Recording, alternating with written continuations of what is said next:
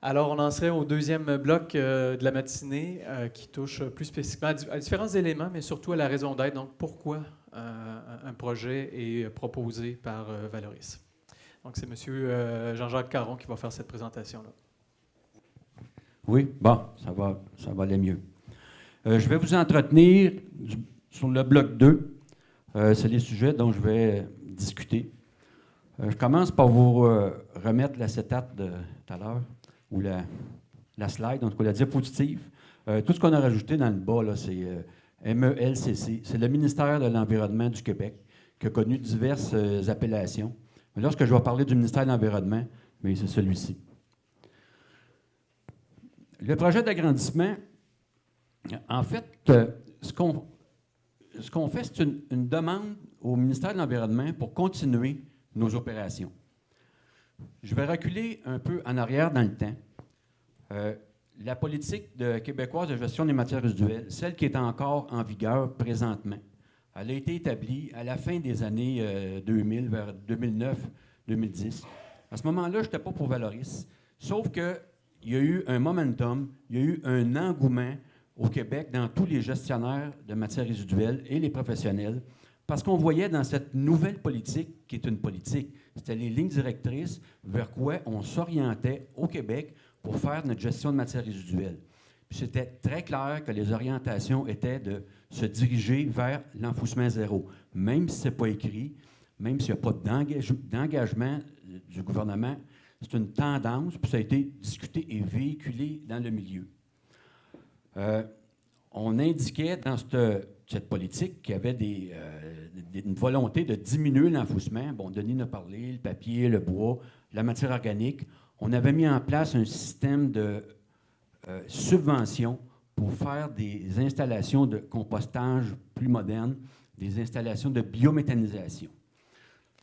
Le tout devait nous aider à diminuer l'enfouissement. C'est une volonté, c'est une politique. Il s'est passé une dizaine d'années depuis ce temps-là. Puis le zéro enfouissement, oui, on en parle encore. Oui, c'est une volonté. Sauf que le temps pour y arriver, ça va être pas mal plus long que prévu comme collectivité. Puis nous autres, comme exploitants d'un lieu de valorisation, on peut vous le confirmer. Lorsque je suis venu chez Valoris, ce n'était pas pour faire l'enfouissement, c'était pour compléter la chaîne de valorisation. Je vais être engagé pour mettre en place des projets avec des entreprises privées pour prendre les matières qui sortaient éventuellement du centre de tri afin de faire des projets de valorisation et de réutilisation dans le but de faire ce qu'on appelait, et on appelle toujours, de l'économie circulaire. L'économie linéaire, là, c'est qu'on prend un bien qui est produit, on l'utilise, il finit à l'enfouissement. L'économie circulaire, c'est que le bien, plutôt l'enfouir, on va le réutiliser ou le démanteler de façon à ce que les composantes puissent retourner dans la chaîne commerciale. Ce qu'on a comme réglementation à observer ou utiliser pour la demande qu'on fait présentement au ministère, ça suit là, les dispositions de la loi sur la qualité de l'environnement. Il y a également un règlement, le règlement sur l'enfouissement et l'incinération des matières résiduelles qu'on doit suivre. Un règlement, c'est ça. C'est un petit document qui résume les articles qui complètent la gestion des matières résiduelles. Ce qui accompagne un règlement, c'est un guide. Ceci est le guide qu'il faut respecter. Tous les exploitants de sites d'enfouissement au Québec, il y en a à peu près 36, doivent respecter ce guide. Ce qu'on nous dit là-dedans, c'est comment faire la gestion des matières résiduelles dans un LET, comment organiser le LET, comment faire le suivi environnemental. Puis lorsqu'on fait une demande au ministère de l'Environnement, le ministère de l'Environnement se sert de ce guide-là pour nous donner l'autorisation. Dans le projet qui nous concerne plus spécifiquement, il faut faire une évaluation environnementale. C'est dicté par la loi sur la qualité de l'environnement. Ici, je vous présente à vol d'oiseau le site de Valoris, où ce qu'on voit, on le mentionne, le LES, l'ancien site d'enfouissement, qui était géré par ce document-là, qui était un règlement sur les déchets solides, qui maintenant n'est plus en vigueur. Le LET qui est installé présentement, qui est en opération, c'est un LET qui a été autorisé par le ministère de l'Environnement en 2009. Puis la durée de vie prévue, d'après les autorisations, les documents, les discussions qu'il y avait eues avec le ministère de l'Environnement, c'est à peu près une dizaine d'années. Puis c'est ce qui se réalise présentement. Ce qui avait été autorisé, puis la façon dont le ministère de l'Environnement a organisé ça, puis c'est encore comme ça aujourd'hui, donne une autorisation, un certificat d'autorisation pour après à peu près une dizaine d'années. Ce qu'on nous avait donné comme autorisation, c'est de pouvoir enfouir 755 000 mètres cubes de matière résiduelle. C'est un volume. Qu'est-ce qu'on peut enfouir? Puis c'est à peu près ce qu'on a enfoui en tonnes, parce que lorsque les camions arrivent ici, ils sont pesés. Ça équivaut à 600 000 tonnes de déchets. La différence entre les deux, c'est les matériaux de recouvrement. À la fin de chaque journée, lorsqu'on a fini d'enfouir le déchet, c'est enfoui par couche, il y a une couche de matériel de recouvrement journalier. Ça peut être du sable propre, ça peut être un déchet qui est un sol contaminé, qui est faiblement contaminé, mais qui respecte les critères qui peuvent être expliqués dans le guide, qui est autorisé par le ministère de l'Environnement. Ça amène un volume supplémentaire dans le site d'enfouissement. Puis ici, on schématise là, sommairement, là, on met une couche de déchets, puis une couche de matériel de recouvrement. Là. C'est comme une sandwich, là, ou comme on disait dans la petite vie, là, steak, bédin, patate. Puis c'est une coupe typique d'une cellule d'enfouissement. Puis au Québec, tous les sites, tous les exploitants font l'enfouissement de cette façon. Il y a sur le site d'enfouissement du LET de Héberville, là, un petit vidéo qui illustre, là, ça dure 4-5 minutes. C'est en ligne, c'est sur pas Google, mais l'autre, là, YouTube. C'est sur YouTube.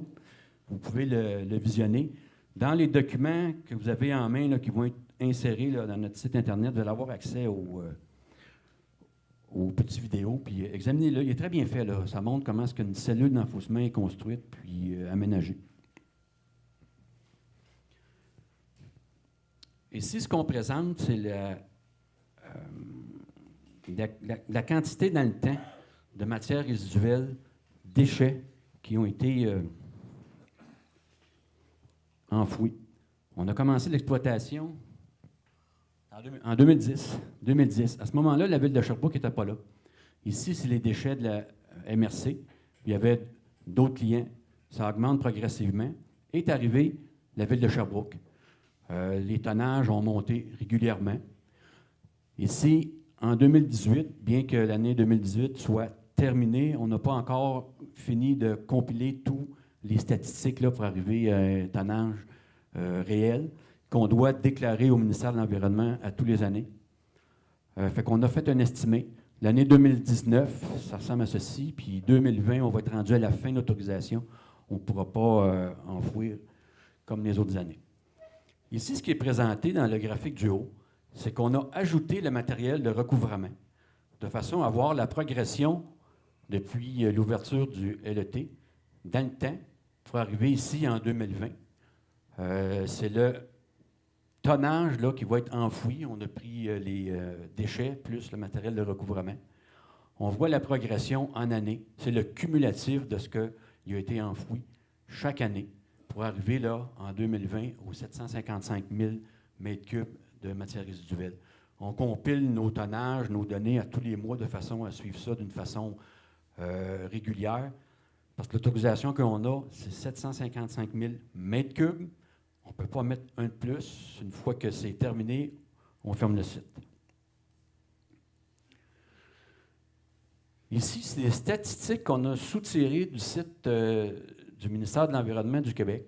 Ce qu'on présente, c'est un critère de génération de matière résiduelle où, ici, c'est l'enfouissement.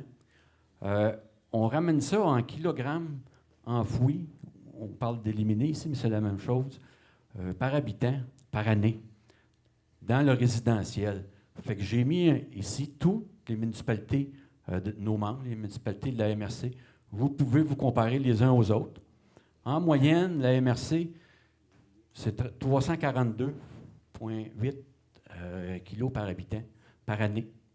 La ville de Sherbrooke, on voit ici qu'il y a une performance qui est meilleure, mais qui s'explique surtout par la collecte de la troisième voie, la collecte des matières organiques.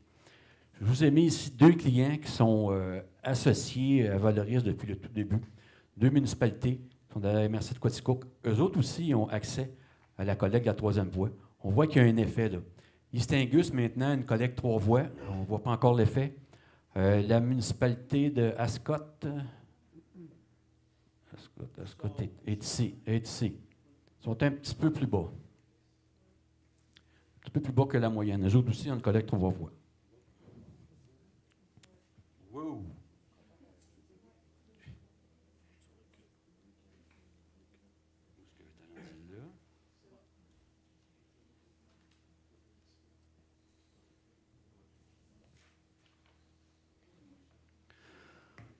Donc, le LT actuel, la capacité atteinte va être, nos projections, ça va être en 2020, puis on suit ça de très près.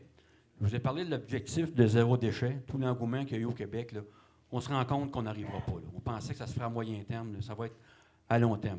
D'ailleurs, le PG, la politique là, du gouvernement du Québec, la nouvelle. Vous avez vu la politique, là, c'était 2011-2015. On n'est plus tout à fait en 2015. Fait que la nouvelle politique est sur le bord de sortir, puis ça va nous donner les orientations pour les prochaines années. Donc, notre site d'enfouissement, où l'air prévu pour l'enfouissement arrive à l'autorisation, arrive à pleine capacité. Vous avez un plan qui est sur le mur. Là. Ça l'indique. Ce plan-là, c'est le plan d'aménagement du parc éco-industriel qui a été fait en 2012, qui est attaché à notre site Internet depuis ce temps-là. La première aire utilisée, c'est celle-ci qui est le LT actuel.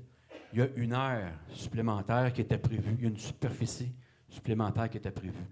La demande qu'on fait, c'est de pouvoir avoir le loisir d'aménager cette aire-là dans le futur. Ça ne se fera pas tout d'un coup. Pour pouvoir dire, ou pour pouvoir prévoir cet aménagement-là, il faut faire des estimés sur des hypothèses, sur la prévision de déchets qui va y avoir lieu dans le futur. Puis avoir toute cette terre-là, c'est la raison pourquoi on demande d'avoir l'autorisation d'aménager toute cette terre-là, c'est pour pouvoir prévoir à très long terme. La demande d'agrandissement qu'on fait pour continuer nos opérations, c'est rigoureusement encadré par un processus qui est mis en place par le ministère de l'Environnement. Ici, l'approche normale, ça sous-entend l'approche normale sans le centre de tri. Il faut prendre les données d'exploitation des dernières années. Je vais vous les montrer un petit peu plus loin. Je vais montrer le graphique. Ensuite, il faut faire des projections des tonnages potentiels. Il faut tenir compte du maximum qui peut arriver pendant une année. Et aussi le maximum qui peut arriver sur une longue période de temps, le global, le tonnage global à enfouir. Là. Puis dans notre analyse, il faut tenir compte des territoires à couvrir. Présentement, à Valoris, on couvre les membres, la MRC et la ville de Sherbrooke, mais il y a des arrivages de matières résiduelles qui arrivent de l'Estrie. Il faut en tenir compte. La nature des matières résiduelles, il y a 3 secteurs, résidentiel, Institut, commerce, industrie et CRD. Ce qui nous arrive, ce qui est arrivé dans le passé aussi, c'est ce qu'on appelle des ICI assimilables. Là. On n'a pas de déchets de la grosse industrie. C'est très rare. Ensuite, il faut tenir compte des constats qu'on fait par rapport aux politiques, nos façons de gérer, puis on tient compte du passé, et les tendances qui vont arriver dans le futur. La nouvelle politique qui s'en vient, qu'on n'a pas là, ça va guider les tendances pour les prochaines années. Il y a des exigences de conformité à respecter. Dans la politique, il y a certaines choses qui vont être inscrites, mais c'est surtout les règles, les balises du ministère de l'Environnement dont il faut se préoccuper. Ensuite, les alternatives à l'enfouissement. Nous autres, chez Valoris, le plan A, ce n'est pas l'enfouissement. Le plan A, c'est faire opérer l'usine de façon à enlever ce qui est valorisable dans les matières résiduelles. Il y a des efforts à faire également. Ça, ce n'est pas de notre ressort là, chez Valoris. Des efforts à faire dans les communautés, la ville de Sherbrooke et la MRC. Ici, ce qu'on présente, c'est des statistiques, c'est de l'expérience de la ville de Sherbrooke. Puis ce qu'on veut noter ici, c'est la progression ou l'absence de progression. Le gris, c'est les matières générées qui s'en vont à l'enfouissement par la ville de Sherbrooke par les citoyens de la ville de Sherbrooke, c'est le résidentiel, depuis 2008 jusqu'à 2017. Le vert, c'est ce qui est récupéré, c'est le bac vert ou bleu là, pour la ville de Sherbrooke. Puis ici, c'est la collecte 3 voies. Ce qu'on remarque là, c'est que les proportions sont à peu près constantes. Puis ce qu'on aurait dû voir ici, là, si je retourne encore en 2008, 2009, 2010, là, on aurait aimé voir que ça coupe de moitié, mais ce n'est pas le cas. La réalité est là. Puis Denis en a parlé, malgré tous les efforts qu'on peut faire, que les municipalités font, puis comme citoyens, bien, les collectes, là, ils sont plafonnés. La collecte 2 voies, la récup, là, il y a 99 des citoyens du Québec qui ont accès. Tout à l'heure, on parlait d'obligation de bac. C'est fait, c'est en place, là, mais c'est plafonné. Il y a 20 de la matière qui devrait être dans le bac de récup, qui est dans la poubelle. Ça n'a pas d'affaire là. Puis aussi, la collecte 3 voies, c'est à peu près 30 des citoyens du Québec qui ont accès à la collecte 3 voies. La ville de Sherbrooke, je pense que c'est la première grande municipalité qui a implanté les bacs de la collecte 3 voies. Une petite erreur du pitcher encore.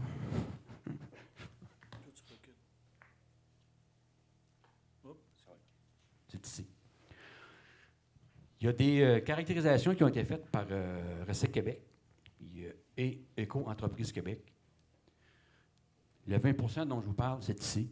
Recec Québec conclut qu'après 20 ans, ils sont plafonnés.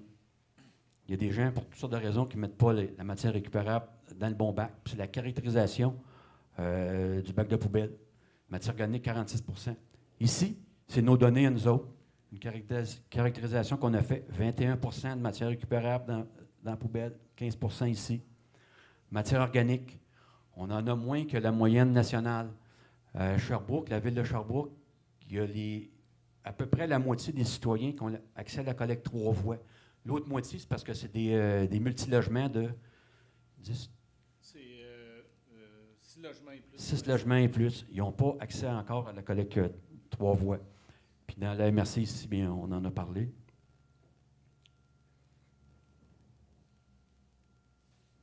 Bon. Peut-être juste revenir. Ouais. Juste dire que c'est les 3 premiers, ça ne devrait pas se retrouver là-dedans. Ouais. Les 3 premiers. Puis le centre de tri, pourquoi qu'on l'a construit? C'est pour aller chercher ces fractions-là. Fait que ça arrive à peu près à 50 de matières valorisables qui sont encore dans la poubelle.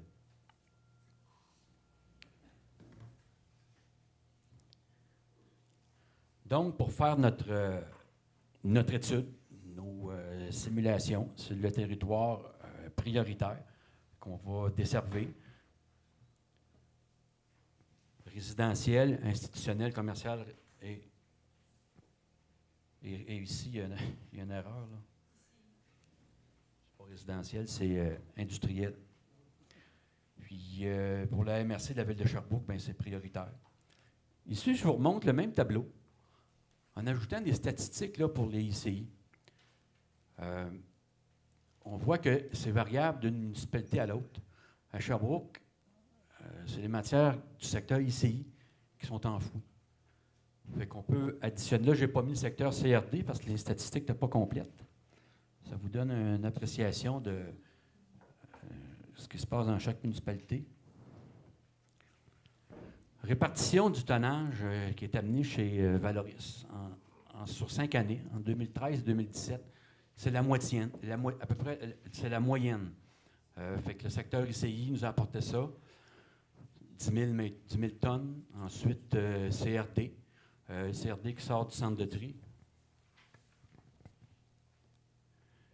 Ces chiffres-là.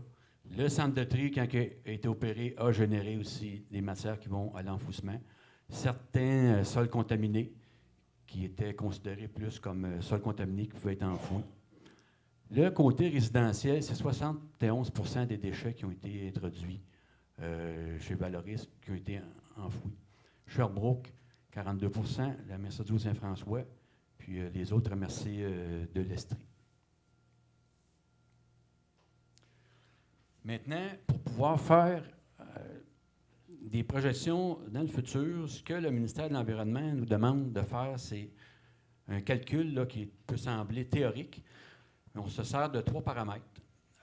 Qu'est-ce que les territoires ont inscrit comme orientation future dans leur PGMR? La MRC du Saint-François, eux autres, ils visent pour, je pense, c'est 2020, de diminuer à 450 kg de matière résiduelle éliminée. Puis je pense qu'ils sont déjà là. La ville de Sherbrooke, on avait aussi une volonté d'aller à 450, mais pour le but de l'exercice, on a pris le facteur de 429, qui est plus bas parce qu'on pense qu'ils sont rendus là. Ensuite, il faut tenir compte de l'évolution du taux d'élimination. Le taux de réduction de l'élimination. Ça, c'est des données qui nous proviennent de Recyc Québec. À chaque année, on voit ici, pour le Québec, ce qui est enfoui. Nous autres, on vise 450, 429, puis on est pas mal là. Pour tout le Québec, là, en 2015, on a réussi à descendre à 685. Fait que dans la région, on est plus performant que le reste de la province. Fait qu'à chaque année, ça diminue. On va prendre pour nos prévisions, on va considérer qu'il va y avoir une diminution de presque 2 % à chaque année de l'enfouissement. Ensuite, il faut tenir compte de la perspective démographique pour l'horizon 2020-2050. Fait qu'on part c'est des statistiques. On part du passé, puis on considère que, d'après les statistiques, la source est indiquée en bas, là, que ça va augmenter. Les populations vont augmenter sur les territoires. Fait que ça nous donne, le résultat nous donne cet exercice. On part d'ici avec le 450. Ça nous donne cette matière-là éliminée, 429, cette matière-là éliminée, cette quantité de matière éliminée. Ensuite, les deux ensemble, Sherbrooke et la MRC. On se met une prévision pour du tonnage qui vient d'autres membres ou les membres de la régie. Ça peut être Sherbrooke qui va, à un moment donné, peut-être dire, bon, ben les ICI, vous devez... il va y avoir une réglementation qui va obliger les ICI à faire affaire avec Valoris. Ça nous donne, pour l'année 2020, des prévisions d'enfouissement de 95 000 tonnes qui vont diminuer progressivement dans le futur.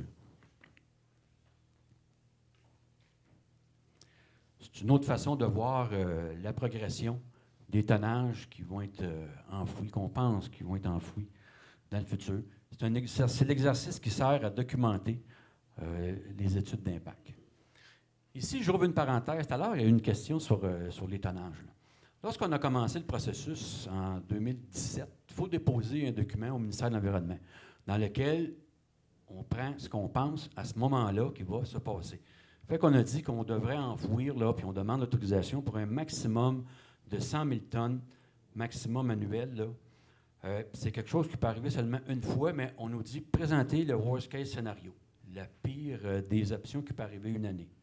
Le calcul qu'on vient de faire, vous voyez, on arrive à 95 000 tonnes à partir de l'année 2020. Ensuite, il y a un tonnage qui a été mentionné tout à l'heure, 99 500 tonnes. Pour faire les études d'impact, ça prend un tonnage maximum. On doit donner un chiffre aux consultants. Ils partent de ce chiffre-là pour faire toutes les études d'impact. Les études d'impact sont basées sur le tonnage maximum d'une année. Puis chez Valoris, on a pris la décision de prendre le chiffre de 99 500 pour faire les études d'impact.